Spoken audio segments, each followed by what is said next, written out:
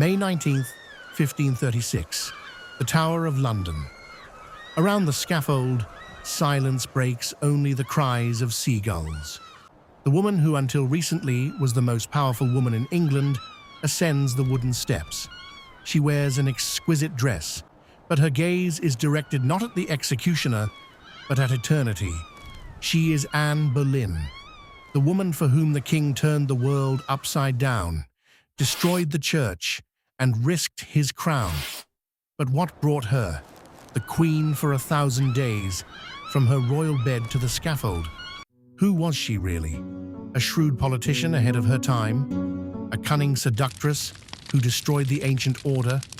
Or simply a woman in love who became a pawn in a bloody game of men? Today, we will follow the path of Anne Boleyn, from her first steps at court to the fateful swing of the executioner's sword. This is the story of how one passion can change the course of world history. Anne's story begins far from the grey walls of London. As a young woman, she was sent to France, to the court of Margaret of Navarre. It was the cradle of the Renaissance, a place where women were valued not only for their meekness, but also for their sharp wit. There, Anne learned the art of flirtation, akin to a game of chess.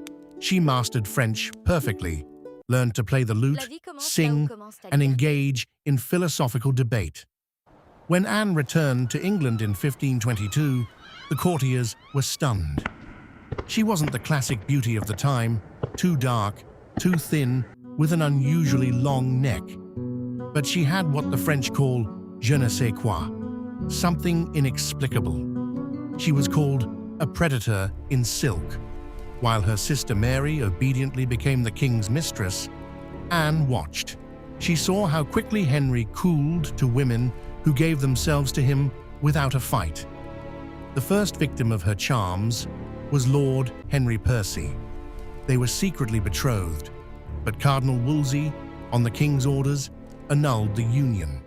This was the first crack in Anne's soul and the beginning of her deep hatred for the fat cardinal. But it was precisely this prohibition that attracted the attention of the most powerful man in the kingdom. Henry VIII, an athletic, educated, and ambitious monarch, suddenly realized he had met a worthy opponent. Your Majesty. Henry was accustomed to easy victories, but Anne said no. She told the king that her honor was her only dowry, and she would give it only to her husband. This was unheard of. The king began to shower her with love letters, which have survived to this day. "My heart belongs entirely to you," he wrote. But Anne was adamant. She understood that becoming a mistress meant disappearing within a year. Becoming queen meant changing the world. The problem was that Henry was already married. Catherine of Aragon, the daughter of the Spanish kings, was virtuous and beloved by the people. But she could not give the king what was most important, a male heir. Henry began to believe their marriage was cursed by God. This grueling psychological duel lasted for 7 years. For 7 years, Anne bided her time, enduring the ridicule of the crowd who called her the king's. She became the king's chief advisor, pushing him to take radical steps.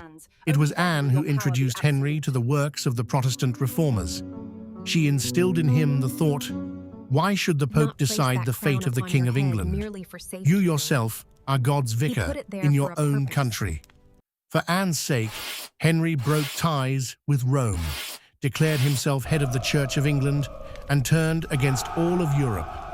It was the greatest political coup in British history, accomplished so that one woman could wear the crown. In January 1533, they were finally married. In June, Anne was crowned in Westminster Abbey. It was the pinnacle of her life. She was pregnant and certain she carried the future king. But fate decreed otherwise. On September 7th, a girl, Elizabeth, was born. Henry was furious. He didn't even attend the celebratory banquet. From that moment on, love began to turn to poison. Anne was not meek like Catherine. She was hot-tempered, jealous, and demanding. She publicly argued with Henry, which irritated the monarch, accustomed to absolute obedience. Moreover, her political influence began to frighten Thomas Cromwell, the king's new favorite. Cromwell realized that to survive, he must destroy Anne. Within 3 years, the Queen suffered 2 miscarriages. Each time, it was a blow to her position. When she lost a male child in January 1536, Henry finally decided God once again disapproved of this marriage. His eyes had already fallen on Jane Seymour, a pale, silent lady-in-waiting who was the complete opposite of the fiery Anne. The machine of destruction was set in motion. Cromwell began collecting, or rather, fabricating, evidence. On May 2nd, 1536, Anne was arrested during a jousting tournament. She was accused of treason, including incest with her own brother, George. The charges were absurd, but in the Tudor court, acquittal was impossible. Anne conducted herself with astonishing dignity at the trial. She defended herself so eloquently that witnesses said, "She looks not like a criminal, but like a saint." Nevertheless, the sentence was predetermined: death by burning or beheading, at the king's discretion. Henry showed mercy by replacing the stake with the sword and ordering a special executioner from France, a professional who killed with a single blow. In her final days in the Tower, Anne vacillated between despair and a strange euphoria. She laughed, telling her ladies-in-waiting, "I hear the executioner is very good, and I have such a thin neck." She knew Henry needed her death for a new marriage, but she also knew that her daughter, Elizabeth, was alive. On the scaffold, she did not curse the king. At the time, doing so could have deprived her daughter of her right to the throne. She said, "I have come here to die according to the law. I pray God to save the king." She knelt, her eyes blindfolded. The executioner of St. Omer shouted, "Where is my sword?" to distract her, and at that very moment, he struck. England stood still.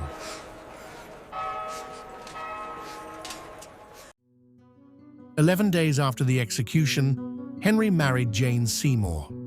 He ordered Anne Boleyn's name erased from history.